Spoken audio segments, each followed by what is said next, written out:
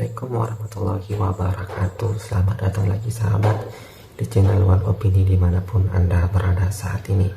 Pada video kali ini kita akan melihat di mana korupsi Pertamina memang sangat luar biasa, di mana angkanya menyentuh 1.000 triliun yang telah merugikan negara kita.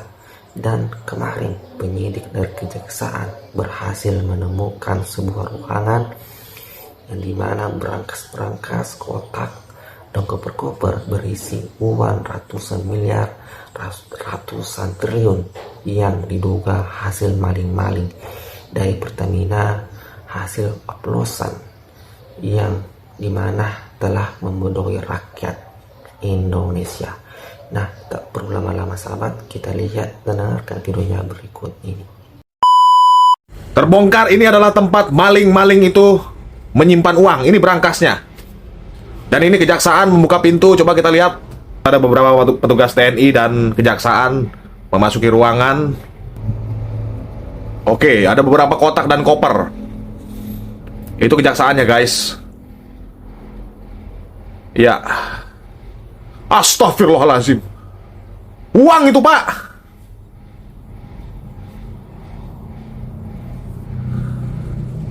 Sering kita melihat bahwa bapak mendorong gerobak, di atasnya ada istri dan anaknya, seorang pemulung. Mereka mencari rezeki halal, ya paling keuntungan mereka atau pendapatan mereka 5 sampai dengan 10.000 rupiah per kilonya, plastik ataupun besi.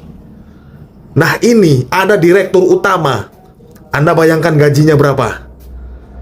Masih maling, masih korup.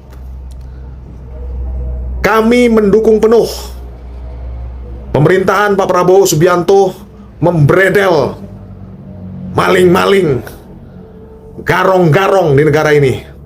Ketimpangan yang terjadi sudah luar biasa. Sudah bukan waktunya kita main salah-salahan. Ini waktunya kita bersatu. Korupsi, koruptor di Indonesia harus diberantas. Merdeka. Kita impor. Nah, ini yang senang impor ini yang bukan saya cari, udah ketemu lah siapa yang senang impor, udah ngerti saya.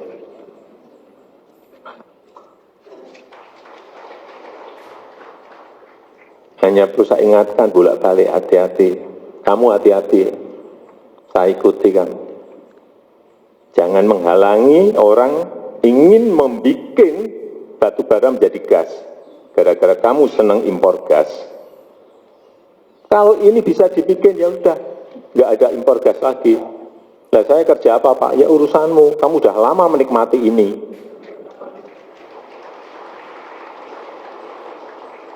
Impor minyak, sama. Lifting produksi minyak kita. Sumur-sumur kita masih banyak kok. Kenapa nggak digenjot produksinya? Karena ada yang masih senang impor minyak. Enggak. Saya pelajari secara detail ini enggak. Enggak benar kita ini. Aftur masih impor. Pada CPO, crude palm oil itu bisa juga dipindah menjadi aftur. Nah, kok kita senang impor aftur? Ya karena ada yang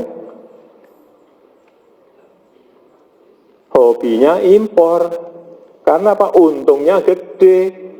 Sehingga transformasi ekonomi di negara kita ini mandek gara-gara hal seperti ini. Dari data Badan Pusat Statistik menyebutkan impor minyak dan gas Indonesia dalam satuan ton mencapai hampir 50 juta ton dalam 5 tahun terakhir. Dapat Anda lihat saudara dari grafis ini, tahun 2017 impor migas dari sedikitnya 10 negara berjumlah 50 juta ton lebih dengan nilai 24,3 miliar dolar Amerika Serikat.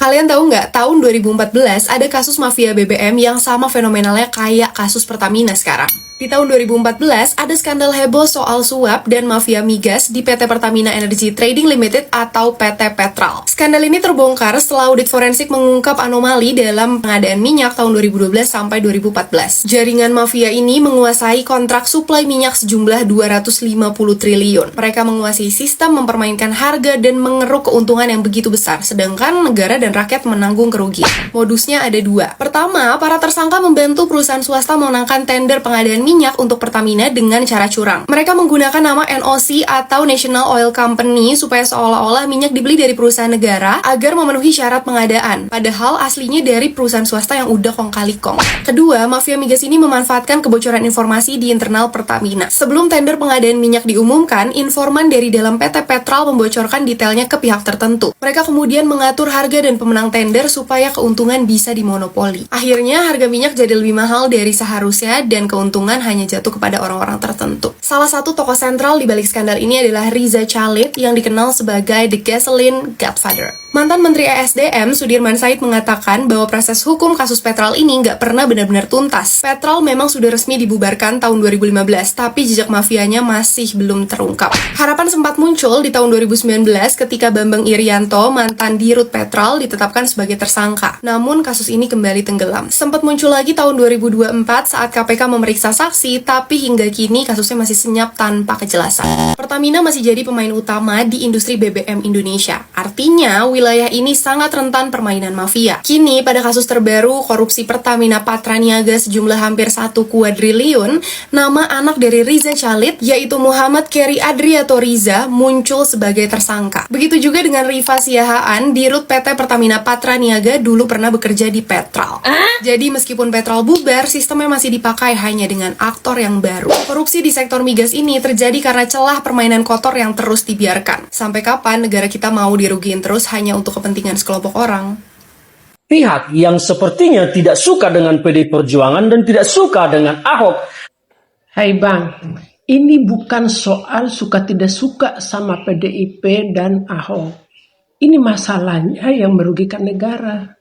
Kenapa kami sebagai netizen sekarang teriak-teriak seperti seakan-akan serang Ahok? Bukan serang Ahok, tapi karena Ahoknya ini duluan teriak-teriak. Masuk di beranda saya terus tiap hari. Dia teriak di sana, diundang di sana teriak. Pokoknya teriaknya itu tahu sendiri kan, Ahok seperti apa. Nah, kita berpikir dong, kenapa ada apa dengan Ahok? Kok sekarang teriak-teriaknya seperti itu? Oh iya, dulu dia kan komisaris utama di Pertamina. Mestinya dia lakukan sesuatu. Kenapa dari dulu dia diam? Kenapa dia nggak bongkar? Korupsi ini terjadi waktu Ahok itu jadi komisaris utama di Pertamina. Dia punya power untuk mengungkapkan itu. Dan menurut apa yang dia bilang itu, bahwa dia punya data, dia punya rekaman bahwa terjadi korupsi di Pertamina, tapi dia tidak mau bongkar.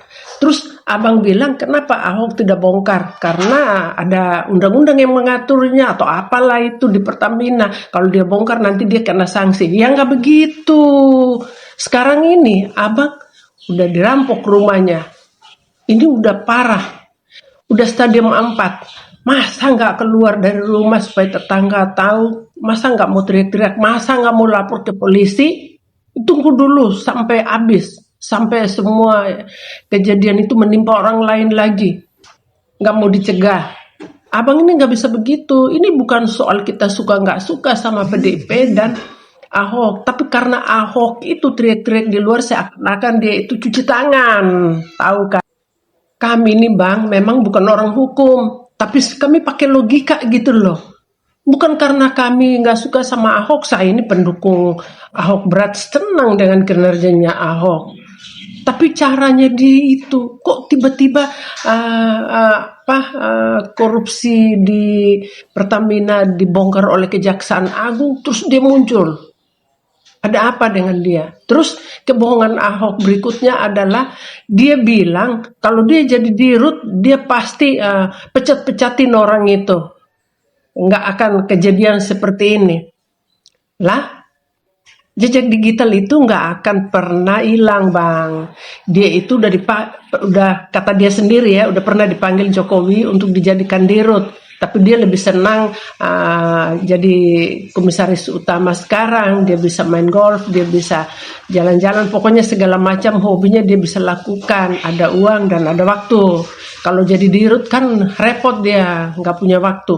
Begitu jawabnya. Jadi kebohongan itu udah kelihatan. Jadi jangan pikir Ahok itu terlalu sempurna gitu loh.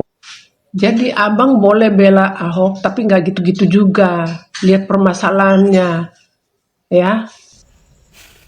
Miris ya, yang membongkar kasus Pertamina yang sudah merugikan negara hampir 1.000 triliun justru dianggap penjahat yang hanya ingin mengganti pemain. Sedangkan orang yang bertugas dan bertanggung jawab mengawasi Pertamina dan mengakui adanya kebobrokan di dalam Pertamina, tapi mendiamkan para maling-maling ini selama bertahun-tahun, malah dianggap sebagai orang yang jujur dan berintegritas. Please, bisa nggak 2029 ganti rakyat? Bisa ya? Bisa kali ya? Please. Nah, itulah tadi sahabat-sahabat beberapa cuplikan video di mana kejaksaan berhasil menemukan sebuah ruangan yang di dalamnya berisi koper dan berangkas hasil oplosan dari Pertamina yang telah merugikan negara kita hampir 1.000 triliun. Wah, ini memang maling-maling yang sangat luar biasa. Caranya mengambil uang rakyat dengan cara menipu kita semua. Dan tentu saja mereka sepertinya tidak puas dengan hasil gaji mereka yang dimana gajinya dalam sebulan miliaran. Namun tetap saja mereka maling, mencuri uang negara. Bagaimana pendapat Anda sahabat-sahabat mengenai ini? Silahkan komentar di bawah. Jangan lupa like dan subscribe. Sekian dan terima kasih.